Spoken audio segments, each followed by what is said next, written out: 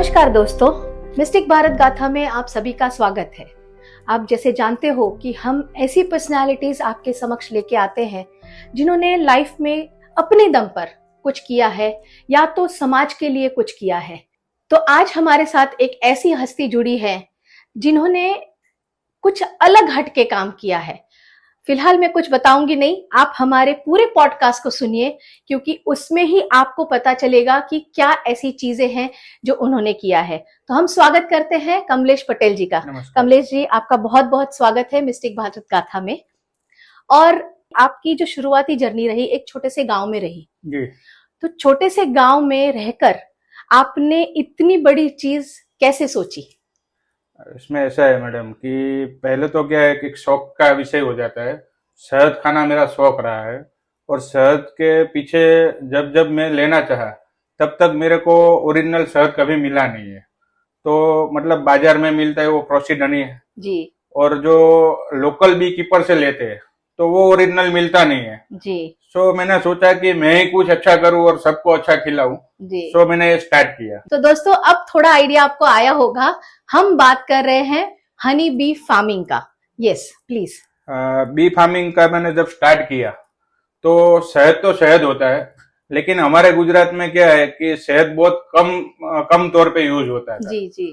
तो मैं सोचा कि शहद में मैं ऐसा कुछ काम करूं कि लोग मेरे को याद करें। तो मैं क्या किया कि जब भी गुजरात में शहद खाते हैं ना तो सर्दी खांसी और जुकाम के ये इंस्पेक्शन वायरल होता है जो, जी जी। तो उसके हिसाब से ये लोग शहद का सेवन करते थे। तो मैं सोचा मैं अकॉर्डिंग टू आयुर्वेदा कलेक्शन करूं जो आयुर्वेद के हिसाब से बढ़िया रहता है। जी, है ना। तो मैंने आयुर्वेद में देखा कि अजवाइन सबसे बेस्ट है। ओके तो हमारे जामनगर साइड के जो कुछ एरिया है वहां पे हजारों बीघा का फसल होता है अजवाइन ओके का। ओके तो मेरा पूरा बी फार्म में वहां पे माइग्रेशन किया ओके। और जो फ्लावर से मेरा जो नेक्टर लाता है मक्खी वही अजवाइन का शहद है ओके और उसका इतना बढ़िया रिजल्ट मिला। आज आपको पता होगा कि 2020 में कोरोना आया था। जी जी। तो कोरोना में सबसे खास बात यह था कि उसको डिटेक्ट कहाँ से किया, कैसे होता था कि निमोनिया से। जी। तो अजवाइन का जो शहद है वो निमोनिया ही नहीं होने देता था। ओके। और सबसे बड़ी बात यह था कि दूसरे वेव में जब लोग जीने के लिए जी रहे थे, कुछ भी करने के लिए तैयार थे, तो उस टाइम क्या था कि दूसरी वेव में डायबिटीज का भी जो मधुप्रमेह होता है जी जी। उसका जो डायबिटीज का रिएक्शन होता था दवाइयों का, बिल्कुल बिल्कुल। तो उस टाइम भी ये अजवाइन का शहद बहुत बढ़िया काम कर रहा था। ओके। तो उसके हिसाब से मेरे को ऐसा लगा कि नहीं यार ये काम मेरा सही हो रहा है, सबको सही मेडिसिन मिल रहा है। तो उसके बाद मैंने कंटिन्यू अलग अलग फ्लावर से मैंने हनी कलेक्ट किया है। ओके। और हर एक का टेस्ट, हर एक का स्वाद, हर एक का मतलब जो मेडिसिनली इफेक्ट है वो अलग अलग है और बढ़िया है। वाह। तो आपको बेसिकली ये हनी ही क्यों, इसके पीछे कोई राज है क्या? जी, मैं जब छोटा था तब से मेरे को शहद खाने का शौक था। अच्छा, ओके। हाँ, और दूसरी बात थी कि मेरा ब्रांड नेम नवोदय हनी है। जी जी। सो मैं नवोदय का स्टूडेंट रह चुका हूँ और नवोदय में मेरे उसके शहद के लेके भी एक कांड है छोटा सा। अच्छा, तो शेयर करोगे? अरे तो वो भी क्या है कि पूरा हम जहाँ पे पढ़ते थे तो वहां पे एक रेंट पे लिया था बिल्डिंग गवर्नमेंट ने। तो वहां पे हम रहते थे, सामने सब जेल थी। तो वो सब जेल में एक छोटा सा मधुमक्खी का छत्ता था, वो हम लेने गए तो पूरा जेल जला था। ऐसा मतलब वो पूरा इंसिडेंट है उसका। ओके। लेकिन फिर क्या हुआ कि जब मैं खाना चाहता था बड़ा होकर भी शहद, तो बहुत दफा मैंने उसको डस्टबिन में डाल देना पड़ा। तो मैं सोचा ये गलत चीज हमें दे रहा है, कितना भी पैसा दो तो मेरा बच्चा भी जहर खा रहा है। करेक्ट। तो मैं बोला कुछ मैं ही अलग करता हूँ और सब बच्चे मेरे ही है, पूरे भारत को अच्छा खिलाऊं और एक बढ़िया सा नाम बनाऊं। तो मैंने नाम नवोदय मेरे स्कूल के हिसाब से दिया। ओके। और उसमें ये है कि मैंने पहले मेरा जो हेतु है वो सही है कि क्वालिटी में कोई कॉम्प्रोमाइज मैं नहीं करूंगा। राइट। सो अभी जो ब्रांड बनाया मैं वो पूरे ऑल इंडिया में मेरा कुरियर सर्विस से चलता है। ओके। और हर एक जगह से जो मेरे को वो रिव्यू देते हैं ना, वो मेरे आत्मीय का फर्क है ना। तो उसके हिसाब से मैं अभी इसमें और कुछ कर रहा हूँ। राइट। तो ये आपकी जर्नी आई एम श्योर इतनी आसान तो रही नहीं होगी। आपने शुरू किया, कोई ऐसा स्ट्रगल आपकी लाइफ का, जब आपको लगा हो कि नहीं ये नहीं करना चाहिए और फिर से स्टार्ट किया? अगर ऐसी कोई बात है तो आप प्लीज हमारे दर्शकों के साथ शेयर करें। जी मैडम, इसमें क्या है, शुरुआत के कोई भी बिजनेस में आप जाओ तो परिस्थितियां ये बनती है कि कहीं ना कहीं कोई ना कोई कठिनाई आती है। जी जी। तो इसमें क्या है कि माइग्रेशन करना पड़ता है। राइट। हर 15 दिन या महीने में जब फ्लावर लॉट ऑफ संख्या में रहते हैं तो हमारे मधुमक्खी के उसमें भी लॉट ऑफ फ्लावर चाहिए। ओके। तो पूरा बी फार्म में मेरे पास आज करीबन समझिए ना कि एक बक्से में 30 से 35 हजार मक्खी रहती है। ओके। ऐसे मेरे पास 150 बक्से है। ओके। तो उस मक्खी के लिए हमको फ्लावर चाहिए, तो उसको हम रात को माइग्रेशन करना पड़ता है। ओके। तो सबसे पहले मेरे को कठिनाई आई थी बारिश के मौसम में। अच्छा। तो बारिश के मौसम में ये था कि बहुत पानी भरा हुआ था, मेरी बॉक्स से सब मधुमक्खी सब पानी में तैर रहा था। जी जी। उस टाइम मेरे को ऐसा लगा कि यार मैं कहाँ फंस गया और ये बिजनेस में क्या कर रहा हूँ। राइट। क्योंकि मैं एक अच्छी खासी मल्टीनेशनल कंपनी में मेरा जॉब था, कंपनी सब देती थी मेरे को और अच्छा खासा मैं जीवन जी रहा था। लेकिन ये पकड़ के फिर मेरे को ऐसा लग रहा कि मैं कहाँ आ गया। राइट। लेकिन एक इंसिडेंट ऐसा हुआ कि बॉम्बे के एक है अनिल भाई करके, उन्होंने मेरे को बताया कि आप मेरे को अजवाइन का शहद भेजो जी। तो उसका कोई बच्चा है रिलेटिव का, एक पता नहीं है मेरे को, लेकिन उसके 18 साल के बच्चे को हैवी चाइल्ड अस्थमा था। राइट। और उसको जो रिकवरी मिला है बिना दवाई का वो मेरा शहद से मिला। तो मेरे को ऐसा लगा कि नहीं यार, मैं जो काम कर रहा हूँ ना उससे कई जिंदगियां बच रही है। करेक्ट। और कोरोना में वो भी मैंने देखा था। जी जी। तो उसके बाद मैं ये कंटिन्यू रखा कि कुछ भी हो जाए, कैसी भी परिस्थिति हो जाए, ये करना है। तो ये आपके लिए सबसे बड़ा किक स्टार्ट फिर से था। जी जी। और उस चीज ने आपको मोटिवेट इतना किया कि आप इतने आगे बढ़े कि आपको कई सारे अवार्ड से सम्माना गया है, बहुत रिकॉग्नाइजेशन मिला है और आई थिंक जापान ने भी आपको रिकॉग्नाइज किया है। जी जी जी। तो उसके बारे में अगर थोड़ा बहुत शेयर कर सके। जी, मैंने जब ये मार्केट में अलग अलग शहद रखा तब लोगों को पता चला कि अलग अलग वनस्पति का जो शहद आता है वो अलग अलग स्वाद से आता है। जी। फिर इधर के जो न्यूज़पेपर वाले रहे थे वो भी मेरा एक बायोडेटा बना के ले गए थे। ओके। उसके बाद क्या हुआ कि कोरोना आ गया था, सो रिकमेंडेशन हुआ मेरा हनी का। उसके बाद मेरा दूरदर्शन, इधर गुजरात का जो दूरदर्शन चैनल है जी। उनका भी मेरे पर वो आए थे प्रोग्राम बनाने के लिए। क्योंकि गवर्नमेंट भारत सरकार अभी मिशन मधुमक्खी कार्यक्रम चलाता है जी जी। तो उसके हिसाब से उन लोगों ने मेरे को फोकस किया। फिर जापान वाले लोग भी आए थे डॉक्यूमेंट्री फिल्म बनाने, इधर 3 दिन रुके थे हमारे हलवद में। ओके। तो ये लोग भी बना के ले गए कि हम कैसी विपरीत परिस्थितियों में हम शहद को कलेक्शन करते हैं। ओके। तो इधर इंडियन एटमॉस्फेयर ऐसा नहीं है कि ऐसा रहेगा तो शहद कलेक्शन हो जाएगा। कभी कभी होता है, कभी कभी नहीं होता है। तो पूरा डॉक्यूमेंट्री फिल्म बनाने आए थे। तो इसमें मेरी जर्नी बहुत कठिनाई भरी भी रही है, अब जाके थोड़ा आसान लग रहा है जी, है ना। तो ये आत्मा वाले भी मेरे को अवार्ड दिए है। केवीके में भी मैं ऑनलाइन लेक्चर लेता हूँ, कभी कोई फार्मर का प्रश्न रहता है तो उसको भी मैं करता हूँ।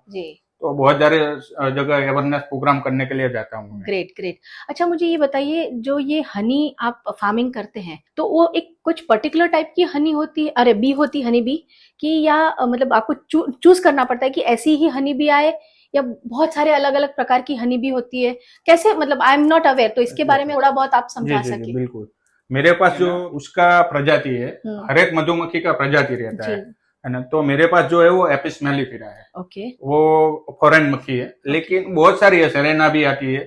तो मधुमक्खी पालन में जब आप बिजनेस के लेके चलते हो ना, तो बिजनेस के लिए और इंडियन एटमॉस्फेयर के लिए एपिस मेलिफेरा सबसे बेस्ट मक्खी माना जाता है। ओके। तो वो क्या गर्मी में भी थोड़ा बहुत काम कर लेती है, कभी क्या एटमॉस्फेयर खराब रहता है और उसका जो स्वभाव है, मतलब काटना, ये डंक मारना, तो उसके लिए वो थोड़ा शांत स्वभाव की माना जाता है। ओके। तो उसके लिए मेरे पास वो बॉक्स मैंने खरीदे थे और हर एक बॉक्स में 3 टाइप का मक्खी रहता है। एक राजा, रानी और वर्कर। रानी एक ही रहता है और वो बड़ा रहता है। उसका जो लाइफ साइकिल है वो साइंस 5 साल बताता है, लेकिन हम 3 से 3.5 साल बोलते हैं। ओके। और बाकी 2% रहता है ड्रोन। ड्रोन मतलब राजा। ओके। वो छत्ते का काम करता है।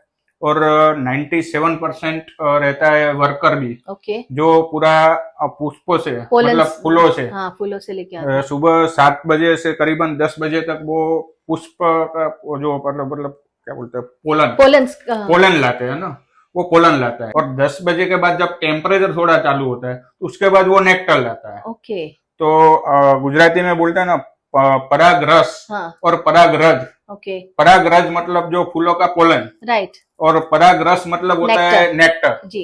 तो ये दोनों मधुमक्खी लाता है। ऐसे तो मधुमक्खी 6 टाइप को अपने को वस्तु देती है। ओके। लेकिन क्या होता है कि एक टाइम में एक ही आप कलेक्शन कर सकते हो। ओ, ऐसा क्यों? ऐसा मतलब समझिए कि आज मधुमक्खी का जो वेनम है वो बहुत महंगा बिकता है। अच्छा। हाँ, मैंने तो सुना है कि करीबन 1 किलो का 1.25 करोड़ रुपया उसका रेट होता है वेनम का। लेकिन क्या है कि वेनम ऐसे इजी तरीके से कलेक्ट नहीं हो पाता है। दूसरी बात पोलन, तो पोलन भी होता है, लेकिन क्या है कि गुजरात का एटमॉस्फेयर ऐसा नहीं है कि हम पोलन कलेक्शन करें। आई थिंक राजस्थान में राजस्थान में होता है। राजस्थान में क्या सरसों का वो लगता है ना, तो सरसों में पोलन बहुत बढ़िया होता है, तो उसमें होता है। लेकिन कोकोनट का पोलन सबसे बढ़िया माना जाता है। अच्छा, हाँ, ओके।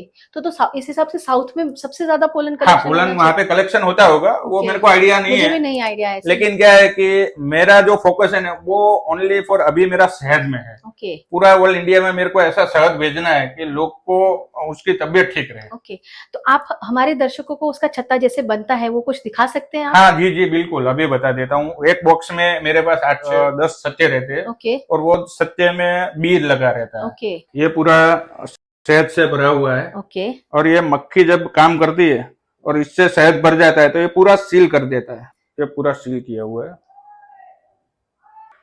तो ये जब हम शहद निकालते हैं, अभी तो ये शहद से भरा हुआ है? हाँ, ये अभी शहद से भरा हुआ है। तो नीचे गिरता नहीं है क्योंकि सील कर दिया? नहीं, ये सील किया हुआ है ना। जी जी। ये पूरा वैक्स जो बोलते हैं ना, मीन, उससे सील किया हुआ है पूरा छत्ता। ओके। मधुमक्खी ने। ओके। और इसको जब मधुमक्खी खुद करती है? हाँ, मधुमक्खी खुद करती है। ओह वाह।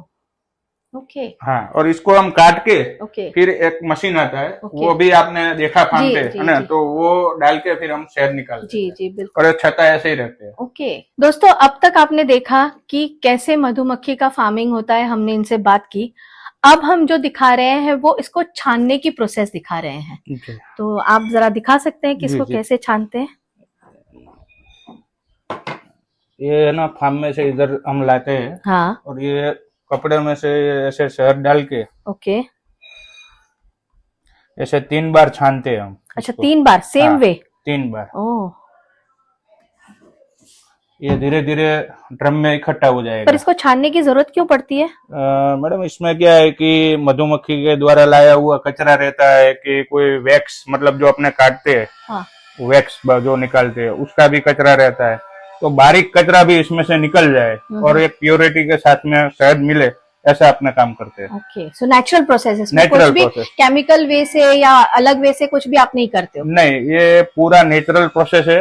और जो बाजार में जो प्रोसेस्ड हनी मिलता है, जो प्रोसेस शहद बोलते हैं, हम ऐसा कोई काम ऐसा नहीं करते इधर। कोई केमिकल नहीं, कोई भी प्रक्रिया नहीं, जो आपके सामने दिख रहा है वही करते हैं। Okay, great.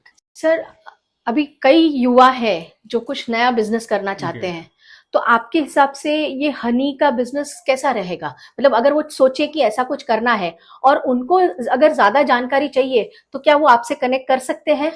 जी बिल्कुल, मैं उसके लिए रेडी हूँ जी। युवा को कोई भी बिजनेस करना है तो वो कर सकते हैं आराम से। बाकी रहा जब बिजनेस करने की बात, तो देखो पैसा इजी तरीके से नहीं आता है। जी जी। तो हर एक बंदा ये करना चाहेगा कि भाई कमलेश भाई ने किया है सो हम भी कर लेंगे। लेकिन क्या होता है मैडम कि पूरी जानकारी नहीं रहती है ना। तो जानकारी जब मिले तो, और जानकारी चाहिए तो आप आराम से मेरा कांटेक्ट करा सकते हैं। ग्रेट, हम आपका सब डिटेल हमारे डिस्क्रिप्शन में डाल देंगे। तो अगर दर्शकों आपको कुछ भी इसके बारे में ज्यादा जानना है, कुछ भी पूछना है या अपना खुद का कुछ बिजनेस स्टार्ट करना है, तो आप इन्हें कनेक्ट कर सकते हैं। अच्छा, एक चीज बताइए, ये तो हो गया फार्मिंग पार्ट, तो जब रेडी होती है हनी तो आप उसको कैसे, आप थोड़े हमको पैकिंग भी दिखा दीजिएगा। तो पैकिंग वगैरह हम दर्शकों को दिखा देते हैं। और उसको आप सेलिंग पॉइंट ऑफ व्यू से कैसे करते हैं, मार्केट कैसे कर पाते हैं? जी सही है आपका बात, क्योंकि जब मैंने स्टार्ट किया तब तो सेलिंग का बहुत बड़ा दिक्कत था, अभी भी दिक्कत है, लेकिन कोरोना के बाद थोड़ा अवेयरनेस आया है कि शहद खाना चाहिए जी। दूसरी बात क्या था कि पब्लिक को पता ही नहीं था कि शहद खाना चाहिए, और जिनको पता था कि शहद खाना है लेकिन उनको ओरिजिनल नहीं मिल रहा था। एग्जैक्टली। दूसरी बात था कि आयुर्वेद डॉक्टर है ना। तो आयुर्वेद डॉक्टर पहले कोई भी दवाई लिखता था तो वो शहद के साथ में लिखते थे। राइट। अब उनको भी पता चला कि मार्केट में डुप्लीकेट शहद मिल रहा है, बिल्कुल। तो फिर वो लिखना बंद कर दिए, ऐसे ही दवाई काम कर रहा था थोड़ा बहुत। राइट। तो मेरे को थोड़ा दिक्कत ये आया, फिर मैंने क्या, अभी सोशल मीडिया का टाइम है पूरा, जी जी। तो सोशल मीडिया के हिसाब से मैंने मार्केटिंग चालू किया। ओके। और मेरा जो परिवार है, नवोदय परिवार, उन्होंने मेरे को बहुत सपोर्ट किया है उसके Great. बारे में। और मैं अभी जो काम कर रहा हूँ मार्केट में, तो उसको ऑनलाइन प्लेटफॉर्म पे मैंने रखा है। ओके। और वहां पे मेरी वेबसाइट वगैरह है। ओके। आप खाली नवोदय हनी लिखेंगी जी जी। तो पूरा मेरा डिटेल आ जाएगा, Okay. मेरा नंबर के साथ में। ओके। तो वहां से लोग परचेस कर लेते हैं। जी और माउथ टू माउथ मार्केटिंग, आज Okay. मैं क्वालिटी दे रहा हूँ, जी जी। तो आपको अच्छा लगेगा तो आप दूसरों को बताओगे। बिल्कुल बिल्कुल। तो उसके हिसाब से चलता है। तो मार्केटिंग का उसमें पैसा भी लगता है जी जी। ऑनलाइन मार्केटिंग के लिए। करेक्ट। लेकिन अभी क्या है कि चालू है, धंधा चल रहा है। Great great.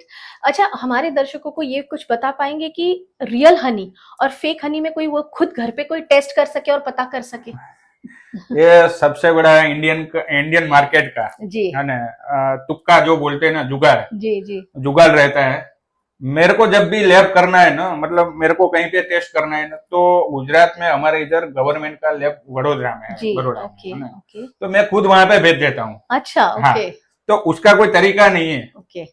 ये जब मतलब बातें बातें होती रहती है। ये कुछ पानी में डालना, नहीं, ये करना, वो कितना अलग बातें सही होती है, सब अलग अलग बातें तरह जी की जी। होती है। लेकिन आपको अगर प्रॉपर हनी टेस्ट करना है ना, तो लैब के अलावा कोई रास्ता नहीं है मेरे ओके हिसाब से। ओके बाकी जो लोग जैसे करते हैं वो सही है। ओके। और सबसे बड़ी बात यह है कि आपने मेरे गोडाउन पे पूरा देखा आपने, जी, जी। 3000 केजी जितना हनी है, जी जी। तो वो पूरा मैंने बाहर रखा है हुआ है। बिल्कुल बिल्कुल। तो लोग ज्यादातर लैब क्या करते हैं मालूम है, कि शहद लाए फ्रिज में रख दो, ये जमेगा नहीं तो ये सही है। अच्छा। लेकिन ऐसा नहीं होता है। ओके।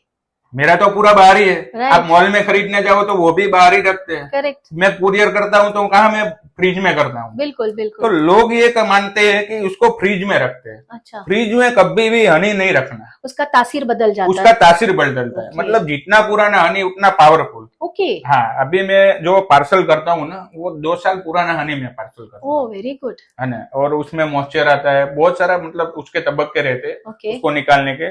लेकिन सही हनी कौन सा है वो आपको खाने के बाद ही पता चलेगा। राइट, टेस्ट से पता चला। टेस्ट जो से गले पता में खराश, जैसे आपने मुझे टेस्ट करवाया हाँ। और मुझे कभी ऐसा नहीं लगा कि गले में खराश जी है। बिल्कुल। और मैं जनरली बाहर कोई भी हनी खाती हूँ तो तुरंत मुझे गला पकड़ेगा। हाँ, गला पकड़ता है। तो ये आई फेल्ट, ये मुझे डिफरेंस डेफिनेटली हाँ, लगा। वो हर एक को लगेगा। ओके। जो ओरिजिनल है वो ओरिजिनल रहेगा, राइट राइट है ना। राइट। और ये इसको मानिए ना कि प्राकृतिक रूप से लिया हुआ है ना, जी, तो उसको जी। प्राकृतिक जगह पे ही रखो। ओके, नेचुरल वे में। नेचुरल। हाँ, आप सरसों का शहद लोगे ना, सरसों का शहद मेरे पास है अभी, ओके। तो मैं बताऊंगा वो जमा हुआ है। अच्छा, ऐसा क्यों? सरसों का शहद उसका फ्लावर का वो तासीर वैसा है। तासीर ऐसा है। ओके। अजवाइन का शहद आप डीप फ्रिज में रख लो, उसका तासीर गर्म है ना, राइट। वो जमेगा ही नहीं। ओके। कोरिएंडर का ले लो, है ना, वो धनिया का। जी जी जी। धनिया का उस टाइम क्या है, मेरे जब शहद का सीजन आता है कलेक्शन का, जी तो उस टाइम धनिया लगता है, सौंफ लगता है, फिर क्यूमिन लगता है, जी फिर वो खैर के भी लगते हैं, बबुल भी लगता है। जी। तो मक्खी कौन सा फ्लावर से शहद लाता है हमें भी नहीं पता रहता। ओके। तो वो कौन से फ्लावर का आता है वो भी नहीं पता रहेगा। अच्छा। अजवाइन में प्रॉपर अजवाइन लगता है, ओके। तो उस टाइम वो अजवाइन का लाती है, वो हमें पता रहता है। खाली अजवाइन का पता रहता है, बाकी बाकी का नहीं पता रहता है। ओके, तो है ना? मिक्स रहता है वो मिक्स रहता है। ओके। तो Great. प्रॉपर जमेगा नहीं जमेगा वो हमें पता नहीं चलेगा। वो कौन से फ्लावर से लाए उस पे आती है। अच्छा ओके, वो टोटली उन पे डिपेंड करता है, जी, बिकॉज जी। आप उनको बांध तो नहीं सकते कि बांध कहाँ नहीं जाके सकते। ला रहे हो। ग्रेट। तो आप ये करने में कितना एंजॉय करते हो? देखिए, मेरी तो किक थी, ओके। और लोगों को अच्छा खिलाना जी। वो अंदर से निकलता है वो। तो अभी तो ऐसा समझिए ना कि मेरी पूरी लाइफ इसमें लगाई है। ओके। और मैं इतना एंजॉय कर रहा हूँ, राइट। क्योंकि मैं जब बाहर जाता हूँ तो मेरे को मेरे नाम से नहीं, नवोदय हनी के नाम से जानते हैं। जी, ये बहुत बड़ी बात हाँ, तो मतलब वो अच्छा लगता है, जो जी। काम करते हैं उसका मेरे को रिव्यू मिल रहा है, रिव्यू मिल रहा है। Correct correct. तो अच्छा लगता है काम करना। ग्रेट। पर मुझे एक चीज बताइए, जैसे हम लोग आम इंसान हनी बी से डरते हैं जी। कि काट ना खाए, लाइक घर में भी आ गए तो हम जल्दी उसको भगाते हैं कि इधर से निकले, नहीं तो काट खाएगी। तो आप तो पूरी बी के बीच में रहते हो, तो आपको कभी खतरा महसूस नहीं होता या कुछ तकलीफ नहीं होती? खतरा तो रहता है, लेकिन क्या होता है कि हर एक को जीव का एक शेड्यूल रहता है काम करने का। ओके। तो वो जब काम में रहती है हम उसके साथ में तब काम करते हैं, उसको अड़चन ना आए ऐसे काम करते हैं, ओके उसका रास्ता कभी नहीं रोकते हैं। ओके। तो ये सब देखना तो पड़ता है। आपको उसका पूरा टाइमिंग पता रहता है कि कब वो बाहर जाके लाती है, कब रेस्ट करती है, जी जी सब पूरा स्केड्यूल रहता है आपके जी पास। बिल्कुल। Oh wow, that's wonderful. मतलब ये कह सकते हैं कि आपको एक हनी बी की पूरी लाइफ पता है। समझिए ना कि मैंने ऐसे तो पीएचडी नहीं किया है, राइट। लेकिन प्रैक्टिकली पीएचडी कर लिया है मैं उसमें, ओके मक्खी के पर ओके कि मक्खी क्या करती है, कैसे क्या करती है, उसका जो स्वभाव रहता है वो ओके। आम इंसानों के जैसे थोड़ा स्वार्थी स्वभाव भी है। अच्छा। हाँ, तो हमारा जहाँ पे फार्म रहता है वहाँ पे कोई पतंग भी आता है, पतंगिया भी, हाँ, नहीं तो बटरफ्लाई। हाँ बटरफ्लाई, तो उसको भी वो भगा देगी। अच्छा, उसके एरिया में कुछ नहीं चाहिए, ये मेरा एरिया है। हाँ ये मेरा एरिया है, वो ओह, ऐसा रहता है। ओके ये नया कुछ जानने को मिला कि हनी बी भी इंसानों की तरह लाइक हाँ, पूरा है, पॉजिटिव है कि ये मेरा जगह है। सेल्फिश है पूरा। Okay that's wonderful.